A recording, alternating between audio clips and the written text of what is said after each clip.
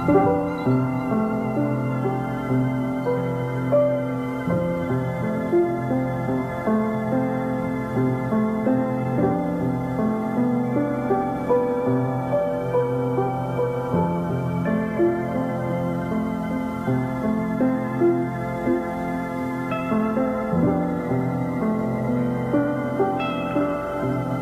message is really very simple.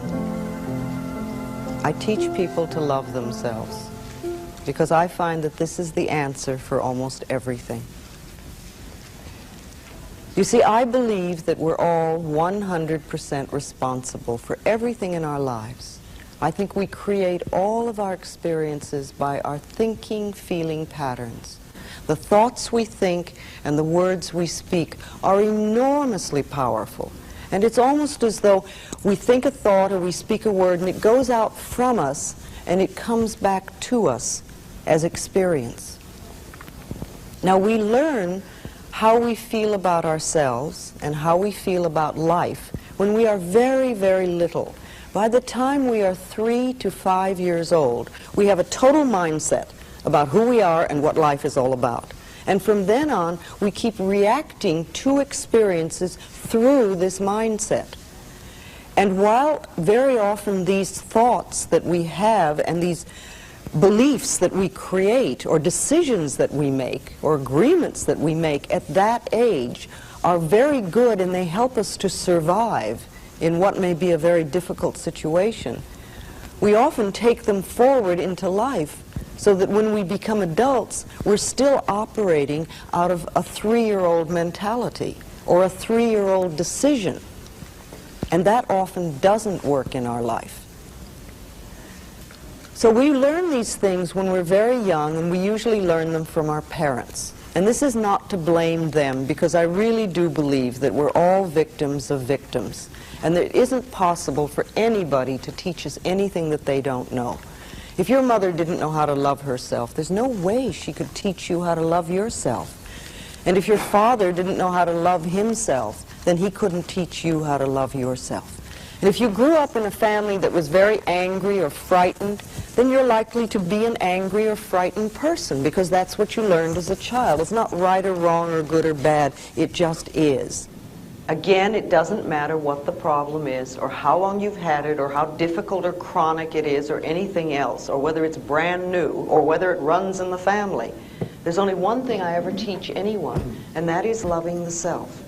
Because when we really love and appreciate and acknowledge who we are at this point in time and space, it's like little miracles happen everywhere. And life begins to flow for us. And we do what I call getting the green lights in the parking places and all those little things that make life so wonderful. And when we don't love and appreciate who we are, then we put up the barriers and the resistance to our own good. Now, I'm not talking about vanity because or arrogance, because that is not love, that is fear. I'm just talking about appreciating the being that we are. And I do a lot of work with people with mirrors. I'm going to ask you if you could open your arms, please. Thank you. You know, it's interesting because this is always a gesture of shutting off. And it's interesting to notice what is being said when we do that. Now, I can remember when I used to live my life, I lived like this. I was always like this. People would say, "Are you cold, Louise?" "Oh, no, I'm not cold." I was terrified. I was frightened. I didn't want to let anything new in because I didn't know what I was doing and I didn't know what would happen. And when I work with people, when I workshops or classes or anything, I always try to get people just to open their arms so that we can let the new in. Remember, this is the subconscious mind and this is where we're holding. So this is saying nothing new will get in. So I always like to feel that I'm open and receptive to new ideas, and I'm willing to learn, and I'm willing to change, and I'm willing to grow. And sometimes I don't want to, and sometimes it hits areas that I don't really care to change at the moment. And, you know, that's always an area that I know is important for me to work on. Another thing I do a lot with people is I do mirror work. I have people do their affirmations in a mirror. I have people talk to themselves in mirrors.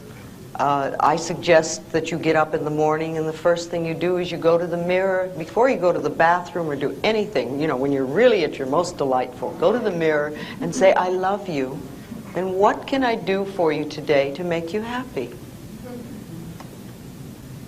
And you may not get an answer for a while because that part of you doesn't trust you. But if you start doing that, you'll find a very good connection. A very healing thing to do is just a couple of times a day for a month or so is to look in a mirror in your own eyes and say, I love you. I really, really love you. And just let all those feelings come up and notice them. And if it's difficult for you to do that, notice that it's difficult for you to look in your own eyes and say, I love you. And ask yourself, now where did that nonsense come from? Remember, little tiny babies, when they're born, they absolutely adore themselves. And they're totally open, and they're full of love. They express themselves freely. They ask for what they want. They love their bodies from the top of the toe to the top of their head to the tip of their toes, and every point in between, including their own feces, which they'll gladly rub all over their bodies, because nobody's taught them guilt and shame. They know how wonderful they are. And then somewhere along the line, we get this idea that we're not good enough. And we start putting our tape measures around our waistline to tell us if we're acceptable. Or we read magazines that say we have to be a certain height or a certain weight before we're acceptable. Or we listen to the media that says we have to use a certain deodorant before we're acceptable. You know, it just doesn't make sense. We are absolutely divine, magnificent expressions of life, all of us. And like when we were in the circle looking at each other, each face is another unique expression of God.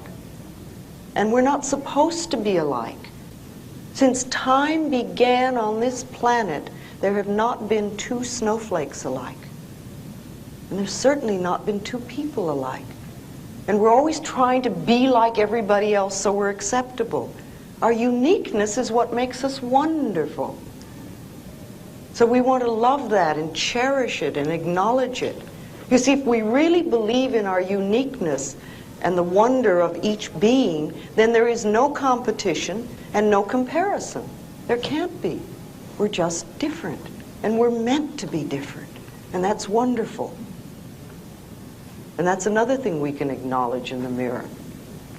Do your affirmations in the mirror. How many people do affirmations on a daily basis? Well, okay, let's talk about affirmations for a moment. Every single thought we have or every sentence we speak is an affirmation. And it's either positive or negative. And it's going out from us and it's creating our experiences. However, when we talk about doing affirmations, what we're talking about is making definite positive statements to create something in our life or to remove something in our life. You see, if you stand there and say, I don't want this job, or I don't want this relationship, or I don't want these hips, or I don't want whatever, that does not get you what you want. That's what I call fighting the negative. And it doesn't do anything but keep what you have that you say you don't want. However, if you start saying and doing affirmations that I have a wonderful new job, or I have this most absolutely marvelous relationship, then you're beginning to create what it is you do want. Affirmations are like planting seeds. And if you think for a moment, when you put a seed in the ground, you do not get instant tomato plant or instant strawberries or instant oak tree.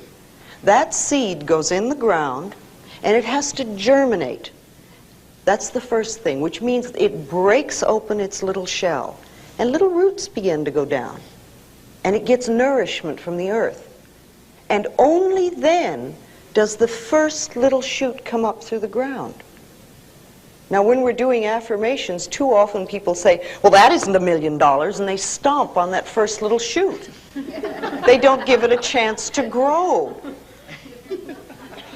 Doing affirmations is like planting a seed in the ground, and watering it is like repeating your affirmations. And you just keep doing them, and you keep doing them, and you keep doing them.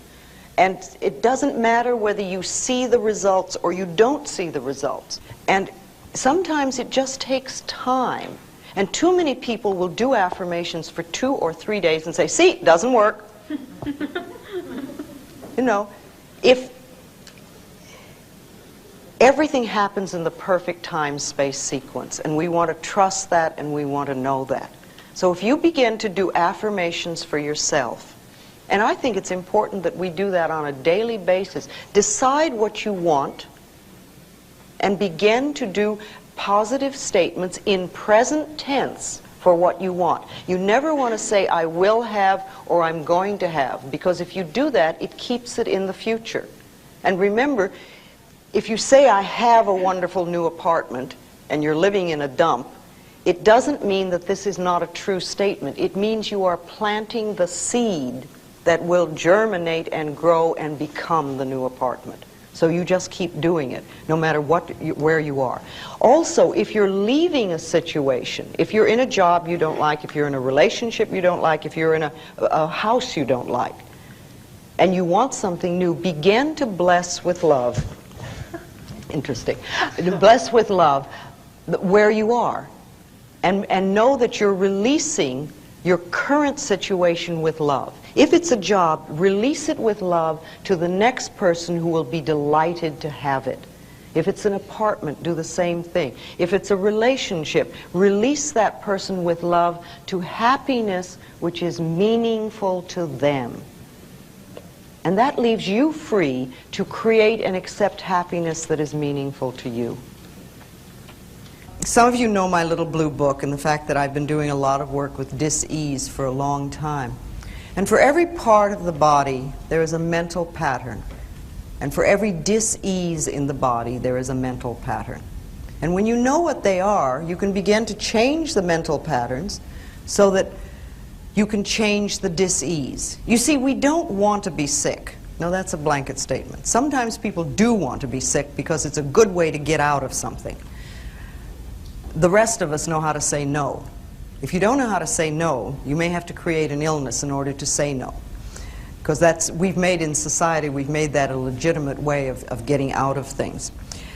But basically, we do not want to be ill, and yet we need every dis-ease that we have, because it is the body's way of telling us that there is a false idea in consciousness. Something that we're doing, something that we're believing, something that we're saying is not for our highest good. And the body is saying, please, and it's sort of almost like tugging, saying, pay attention. So, when we know what these patterns are, it gives us, again, a choice of whether we wish to do something about it or not. See, some people do not want to release their diseases. I read something very interesting the other day. It seems that only 30% of people who go to doctors follow instructions. Most people go to doctors not to cure their illness, but to have the acute symptoms relieved so that they can stand it. And it's like an unspoken agreement between the doctor and the patient, that the doctor on one level almost promises not to cure them if the patient will pretend that they're doing something about it. And for this, one person gets to pay and the other person gets to have the authority. Very, very few people will really do what they're told. See, I have a thing, when I was seeing people, that I got to the point where I would not see anyone who did not make their own appointment. I have found occasionally people have sent people to me as a present. Oh, you must go see Louise. Here, I'll give it to you as a present. Every one of those has turned out to be a disaster. Half the time the people didn't turn up. When they did turn up, they weren't really interested. When they seemed to be interested, they never went away and did anything, or if they did, it was a little bit, and they never came back. We have to be ready to do it ourselves. Remember, each person has come to this planet to learn a lesson. You have your lessons, you have your lessons, I have my lessons, you have your lessons. They're all different. We cannot learn the other person's lessons. We are not here to change other people. We are here to change ourselves. That is what we've come to the planet for, to change ourselves. If we try to do it for someone else, or learn their lesson or make it nice, they don't get to learn it.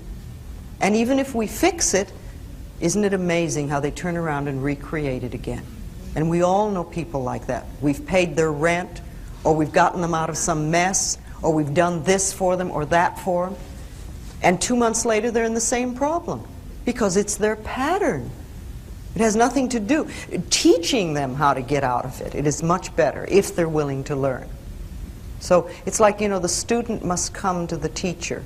And when the student is ready, the teacher is there, always. Let's talk a little bit about disease in the body. And I'd like to just generally go through the body on the different parts and different patterns. The head, basically, metaphysically, represents us. This is what we see of each other. Most of us, most of the time, wear clothes, and we're pretty well covered up. However, the heads show. So this represents us. And when there is something wrong in the head, it usually means that we're feeling very bad about ourselves. You know, headaches are almost always invalidating the self, which means making yourself wrong for something. And the next time you get a headache, you might just ask yourself, how am I making myself wrong? What have I just done that I'm putting myself down for? And see if you can't forgive yourself for it and allow that loving, accepting energy to flow. I mean, even if you've made a tremendous goof, so what? Take it as a learning experience, not as an excuse to beat yourself up. Because that doesn't do any good. When you punish yourself, you don't learn anything. The ears are the capacity to hear the truth.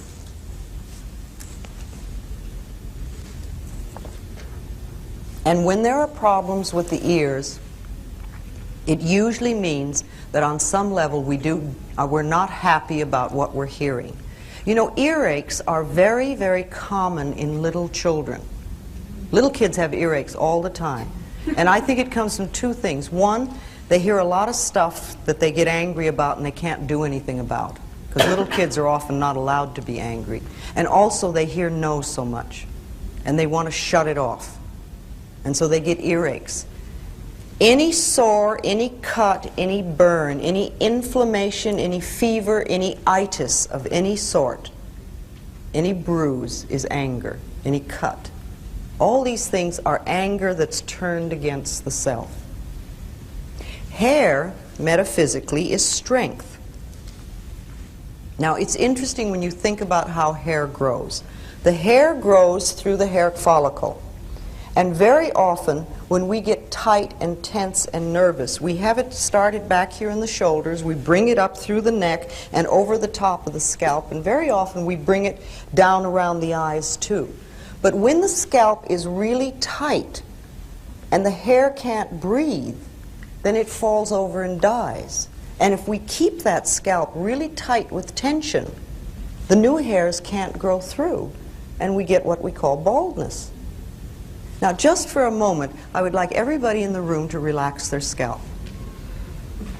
Okay, did your scalp move? You don't have to tell me, just know yourself. That means that you normally keep your scalp in a state of tension. And it might be a wonderful exercise for you about 10 times a day to just say, scalp, you can relax. Just let go. And begin to make a habit of relaxing your scalp. Tightening your scalp does not do anything in the world. Doesn't make you brighter or stronger. Won't get the girl or the guy. It doesn't lose anything. All it does is make tension for you. So let your scalp relax. The eyes are the capacity to see. And when there are problems with the eyes, it means that there's something we're not willing to see, or we're afraid to see, or we don't know how to see. It can be past or present or future. It can be part of our life or all of our life, or we can see life through two different ways. If you have astigmatism, it's like we see life in two different directions. I do not believe that the reason people begin to wear glasses is that they're getting older in middle age. I think that what happens is many people spend a lifetime of saying, I don't want to see that, I don't want to look at that, don't show me that, don't let me see that. And remember, the eyes, the cells in the body begin to listen to what we're saying. They hear everything. And they begin to turn the sight off. When I see a little child wearing glasses, I always know there's stuff going on in that family they don't want to look at. The mouth is the capacity to break down ideas for analysis and decisions and discrimination and taste, like you would food. Teeth problems are almost always long-standing indecision. The throat is the avenue of expression. This is where we express ourselves. This is where we say, I am, and I want, and I have, and I will. This is where our creativity flows. And it's also the area, the chakra center in our body where change takes place. When we feel we don't have a right to speak up for ourselves, we often have throat problems. And laryngitis, sore throats are just anger, and laryngitis is literally being so mad that you cannot speak. Thyroid has to do with creativity, thyroid problems.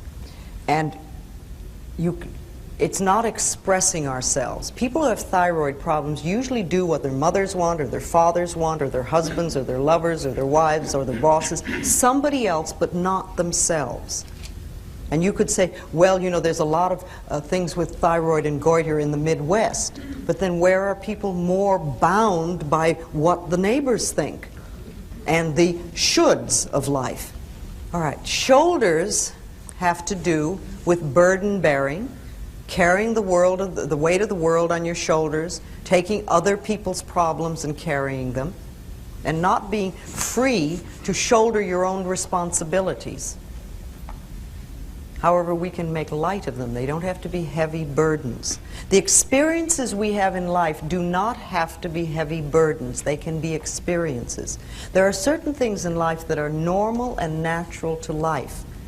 And it's part of our experience. Being born, growing up, having relationships, ending relationships, getting jobs, ending jobs, getting married, having babies, people dying ourselves. These are normal and natural parts of life. And they're experiences that we're all meant to go through so that we have that experience. Arms and hands hold and embrace ideas and events and situations and experiences. And when we have problems with the arms, it usually means that there's some experience that we're going through that is difficult to embrace, or perhaps it's too much. The lower part of the arm has to do with your abilities, and the upper part, your capacity. Now, I've noticed something, that when people nurse someone who has been ill for a long time, they often have upper arm problems. It's like they have the ability to do it, but their capacity gets stretched. And it becomes too much, and it's almost a burden. Hands hold and grasp, and they hold lightly and lovingly, or they clutch. And when there are problems with the hands, it usually means that there's something that you're experiencing and going through that is too difficult to handle. There's a problem with it. Fingers have to do with details.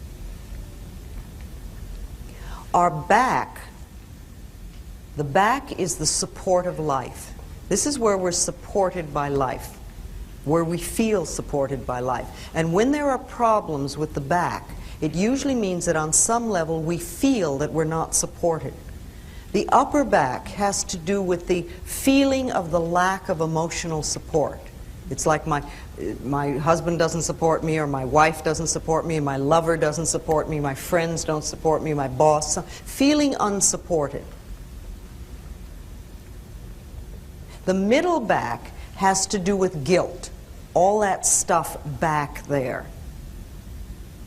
And the lower back usually has to do with finances. And where do we have so much problems with the lower back? Sciatic nerve is almost always money. Fear of money, not money itself, but the fear of it. And it has absolutely nothing to do with how much you have. It's how you feel about it. You know, so many people think that money is the most important thing in the world, and if they don't have money, they would just die. But that's not true. There's a substance that is far more precious and far more important to us that we literally can't live without. What is that? Love. No, plenty of people are miserable and lonely most of their life and live. Air. Air. Your air, your breath. Your breath is the most important thing that you have, the most precious thing. If you didn't take another breath, you wouldn't last 3 minutes and you'd never get out of this room. And yet we absolutely take for granted that our next breath is there. Look at us, we're all in this room breathing, and I'm not saying don't breathe, there's not enough for me. We assume that it's there. And when we exhale, we don't think about where's my next breath coming from. Now, if the power that created us has given us enough breath to last for as long as we shall live, can we not begin to trust that the other things will take care of themselves? See, life is here for us. Life is here to support us, to take care of us, to be here for us. The entire planet has been put here for us to play with. We have everything that we shall ever need. It's already here. Only we have to know it, and we have to trust it, and we have to acknowledge it. Do you realize that there is more food on this planet than people could possibly eat? There's an incredible amount of food. Yes, it is true that there are people starving, but the food is here. There is more money on this planet than we know how to count. The money is here. Now, there are lots of people who are very broke, but the money is here. There are billions of people on this planet, and yet you will have people tell you that they're lonely. It has nothing to do with not being people. It's what we're doing with our heads. Everything is here for us. For every dis-ease on this planet, there is a plant that'll cure it. Everything is here for us. And the more we begin to trust life and acknowledge the beauty and magnificence of our own being, the more we find everything we need. It just pops up. Okay. Lungs have to do with taking in life. This is the breath of life. This is where we take in life. And we have the ability to take in just enough to get us by, or we can fill our lungs and really have all the cells in the body work well and our brain cells work well. Traditionally, for generations and generations, women have been very shallow breathers because we bought this story that said we're not good enough, that we're second-class citizens, and we began to believe that we didn't have the right to take up very much space, and we barely had the right to exist, and so we take in just enough air to keep us going. That's changing now, and it's wonderful. And one of the things that really excites me today is what's happening with women in the gyms. You know, we have worked in the fields for a very long time, but I think this is the first time that I'm aware of where women have really gone out for sports. And you see some of the female bodies in the gyms these days that go out and exercise. They are incredibly magnificent. Just wonderful. And they are taking in life and taking up space and taking air. And I think it's beautiful. So people who have lung problems, people who smoke too much, people who have emphysema and things like that, they're cutting life off. They're saying on some level, I don't deserve to exist. Or I only deserve to exist a little bit. Breasts have to do with mothering and nourishment. And when there are problems with the breasts, there's either a mothering problem or a nourishing problem. It's very similar. We can over-mother people or situations or places, and then we get into trouble. However, every woman that I've come in contact with that has breast cancer does not nourish herself. It's like you give and give and give and give, and they're not taking nourishment for themselves. And of course, there is resentment about it. See, resentment is a pattern that eats away at the body and becomes cancer. Resentment and anger are very different. Anger is and you scream and yell like a baby. Babies get angry instantly. And they yell and shriek, and then they're through. And 2 minutes later, their smiles will just light up a room because they've gotten it out. What we do is we take offense at somebody for having done something that we created to begin with, because we're all 100% responsible, and we don't do anything about it, and we put it down in here and we start to let it seethe. And it boils and it eats away at us. And if we have it long enough, we can create cancer. See, diseases like arthritis are created from things, patterns of criticism. Arthritic people are always very, very critical people. Now, they may be sweet on the outside, but that means that the criticism is turned inward, and they're doing a constant negative put-down number on themselves. Fear can come out as anything from baldness to ulcers to poor feet and lots of things in between. Guilt always seeks punishment, and punishment creates pain. So if I see somebody who has pain, I know they're dealing with guilt. And if it is chronic pain, then I realize that the pattern may be so old that they're not even aware of what it is. However, I do know it has a lot to do with I'm not good enough. So we want to nourish ourselves. The heart represents love. Love. The heart represents love. And the blood in the body, metaphysically, is joy.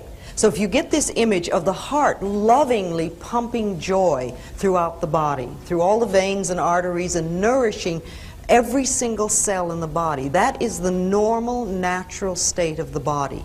When we cut off our joy, when we deny ourselves love, then we are stopping our hearts from doing the proper work. See, heart attack people are never joyous people. Besides, the heart does not attack us. What we do is we spend years squeezing the joy out of the heart until it falls over and gets sick. Now, anemic people are what I call yes but people. They come to you with the problem, and you say, well, you could do such and such. Oh, yes, but. Or you say, let's go to the movies, and they go, oh, yes, but. It's like they're just pulling that rug out from under themselves all the time, and they get what we call tired blood. The blood doesn't have the joy flowing through it. Now, high blood pressure is like emotional sprees. Everything becomes a big deal. Everything is a huge deal. And again, it may be not on the surface. It may only be inside. And low blood pressure is just the opposite. Low blood pressure and hypoglycemia are very similar. It's like, what's the use? It won't work. Why try? Don't bother. It's just, again, it's just, there's this no get up and go. All right.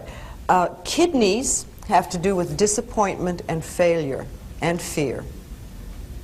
And the word kidney, has the word kid in it. And if you think of a little child, they can drop their lollipop, and it is the tragedy of the world. The whole world is ended for them at that moment. People who have kidney problems have a tendency to react to life in the same way. They make huge deals out of experiences.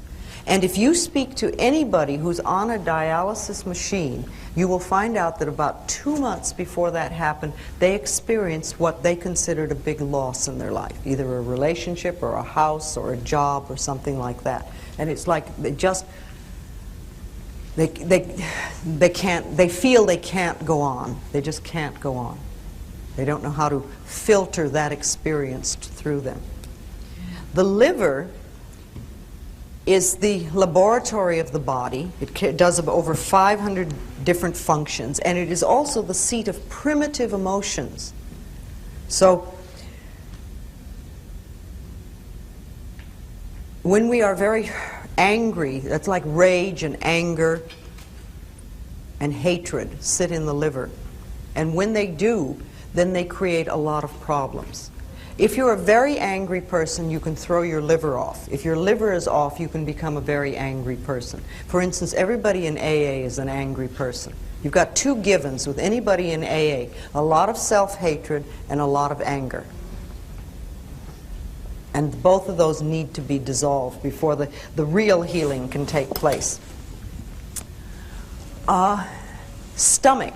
Stomach digests ideas.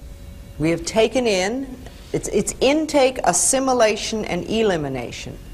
So the stomach is there to assimilate ideas. And very often when new experiences happen, we have problems assimilating them. It's something outside. Bells go. It's all right. We'll assimilate this experience.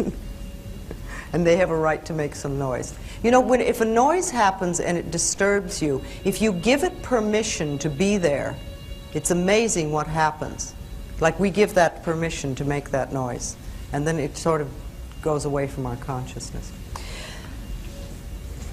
People get very frightened about experiences, and they find it difficult to digest them. You see, ulcers, remember, are nothing more than I'm not good enough. It's fear. That's all it is. Only it's a fear with the boss. It's another way of saying I'm not good enough.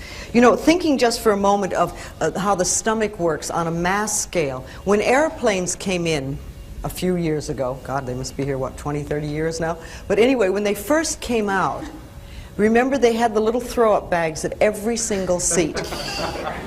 And everybody, we were flying, but this was a new idea that we did not know how to stomach. The idea of getting in a little metal tube and going through the sky and getting down on another place was not something that we could stomach easily. So everybody was throwing up into their little bags, and they'd roll them up and hand them down to the aisle, pass them down the aisle to the stewardess who was running up and down the aisles collecting these bags, because people were throwing up. We were frightened.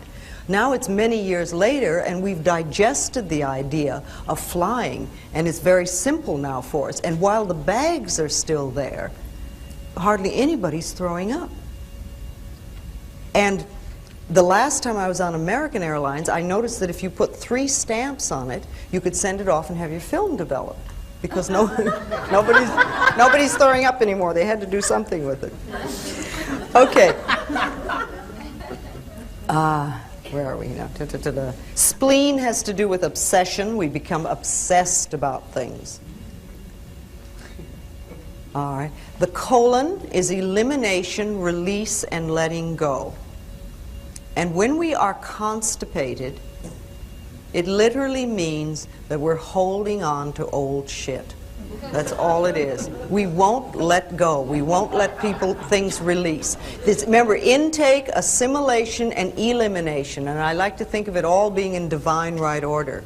And there are times when we stop it at different places. So people who are very constipated are usually holding on to old ideas that they don't want to let go of. They're stuck in some place. Sometimes they're very stingy people, but not always. And diarrhea is just the opposite. It's letting go of things too fast. It's fear. It's just pure fear. I remember the very first time I did a play. I did opening night on Kaopectic. A whole bottle. On the surface level, I was fine. I was having a wonderful time, and everything was wonderful. On the internal level, the little kid was shit scared. And that's exactly what was happening. And after opening night, it was fine. I didn't need that anymore. But at some level, I needed to go through that. Knees. Okay, knees are marvelous. Knees are a little bit like the neck. They have to do with flexibility. But they also have to do with bending and pride and ego. Because this is where we kneel. This is where we bend down. This has a lot to do with forgiveness, the knees.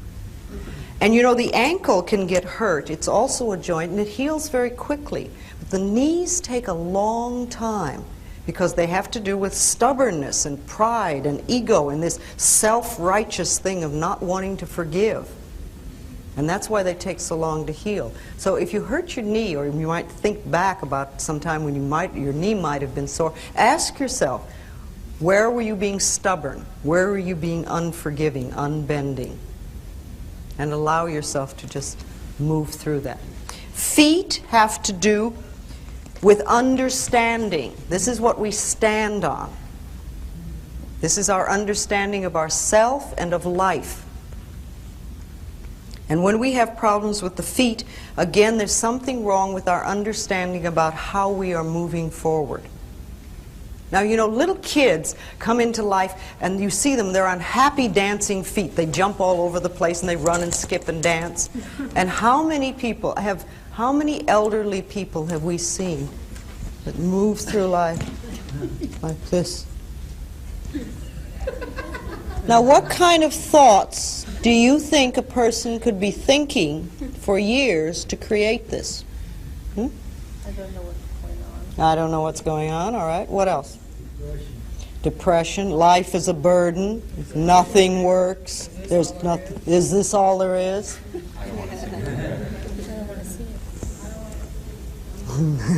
I don't want to see a lot of those things. Remember, our bodies follow our thoughts. And you can look at a lot of people and know what their thoughts are just by looking at their bodies. Our skin is our individuality. And when we feel threatened by anything, we often get skin problems.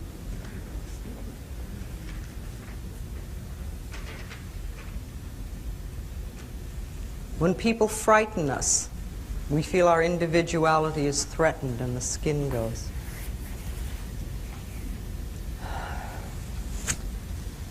All right, let me talk a little bit about the genitals. Our beautiful, beautiful genitals, which so many of us do not believe that that's true. However, the genitals are just as beautiful as any other part of our body, and they have their own special functions, and they have more nerve endings than any other part of the body. They are meant to give pleasure, and that's what they're for. We have a lot of stuff about our genitals, and this is unfortunate because they either represent the most feminine part of ourselves, our femininity, our feminine principle, or they represent the most masculine part of ourselves, our masculinity, the masculine principle. And when we do not feel good about ourselves as men or women, or about our sexuality, we can have a lot of problems with our genitals. It's very, very seldom that I talk to people who were raised in a family where the genitals and their functions were called by the right names. We all had euphemisms for everything. Let's share a couple of them. What were the euphemisms for you as a child? Yes? Our no-no. Our no-no. Okay. All right. Okay. All right. Yeah, that makes you feel good, doesn't it? What else? Yes? The wee-wee. A wee-wee? Yes? Nasty, nasty. Nasty, nasty. Boy, you must really... Okay. Yes? Down there. Private parts. Private parts, what? Couldn't even talk about it. Do you see? And just notice the laughter in this room at the moment. Here we are, grown-up adults, supposedly we all have it together sexually, and the minute we mention what we called it when we were a child, we start to giggle nervously like that we're doing something wrong. It doesn't matter really what it was. It could be from the most awful word to just sort of down there. But we get the idea that there is something wrong between our legs, and we start treating ourselves that way. And then we wind up with all sorts of sexual problems.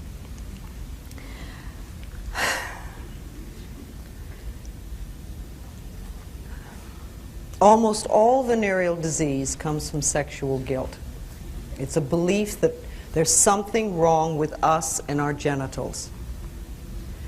Now, you know, people that have cancer have a lot of self-hatred and a lot of resentment, and usually not a very much trust in life. There's sort of a feeling of helplessness and hopelessness that goes with cancer. If you add to that sexual guilt, you wind up with things like herpes and AIDS. It's like the next logical step. The sexual revolution, which came about, I think, in the 60s, as I remember, was very wonderful because it helped us to get out of a Victorian mode of thinking. And we started to do all sorts of things sexually that we hadn't allowed ourselves to do before, or that we had hidden. See, not only did gays come out of the closets, but people came out of sexual closets.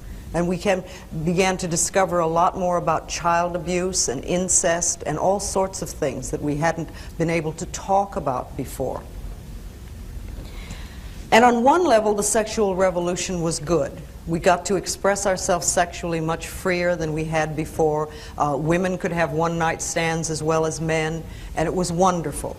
However, the one thing we did not deal with was what I call Mama's God. And by that I mean what your mother believed about God when you were 3 years old is sitting right here in your subconscious mind.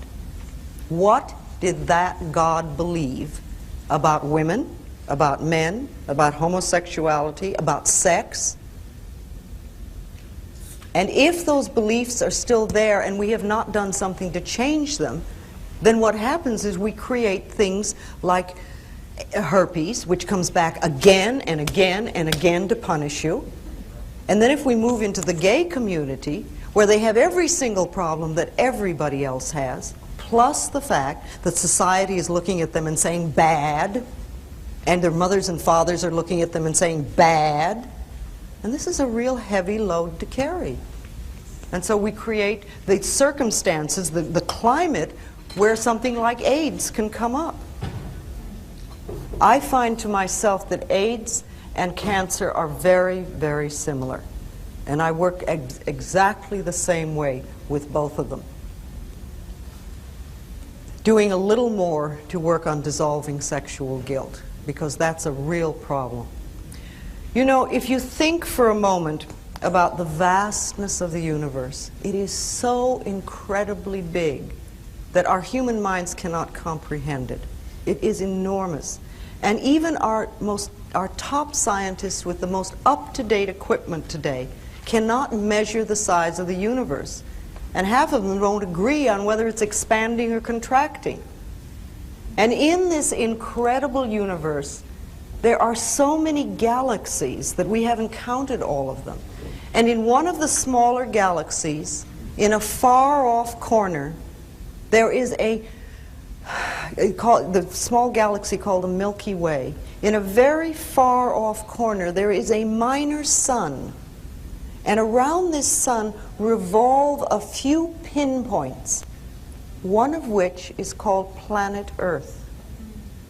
Now, I find it very, very hard to believe that the incredible intelligence that created this entire universe is an old man sitting on a cloud above the planet Earth watching my genitals with a book.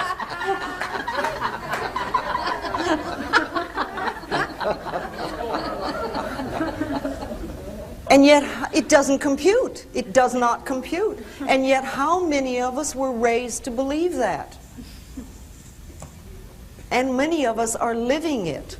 If you were raised in a religion where you were a sinner and a worm and you had a lot of sexual problems and things like that, start to reevaluate. Do some mental work to change that so that you're not still operating. You can sit down and in front of a mirror, it would be real good, look in your eyes and say, okay, now when I was a kid, this is what I was taught.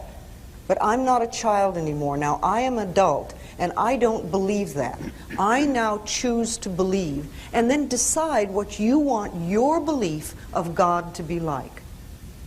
You see, if you're in a religion that puts you down, or where you are a sinner or a worm or whatever, get another religion. There are plenty of them. They all tell you that they're the only way. I think even our concept of God must support us. And you do not have to have the same concept of God that your parents had or your grandparents had. You don't have to. Each person is a unique individual, and each one of us creates our own lifestyle and our own belief system. And I think we need to constantly reevaluate what we believe, and particularly if we believe things that don't nourish us. Think, why do I believe that? Where did I learn that? Is that really true for me now? Does it make sense?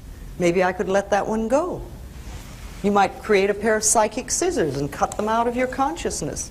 Or create a great big wastebasket and say, okay, that one goes there.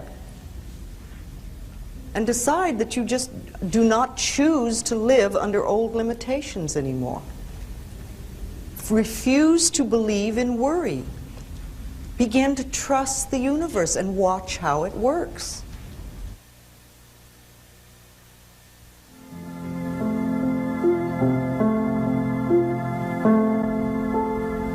In the infinity of life where we all are, all is perfect, whole, and complete. We are one with the power that created us, and we are now open and receptive to the abundant flow of good the universe offers us.